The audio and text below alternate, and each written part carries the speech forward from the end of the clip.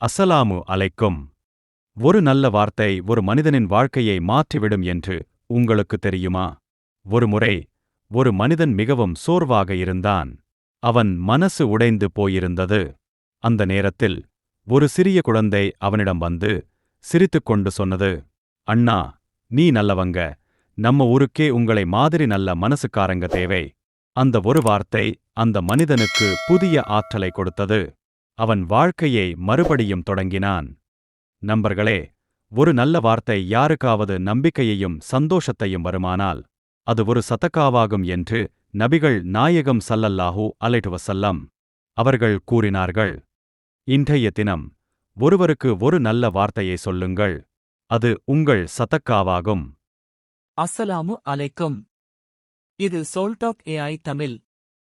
மறக்காமல் like, share, subscribe செய்யுங்கள்.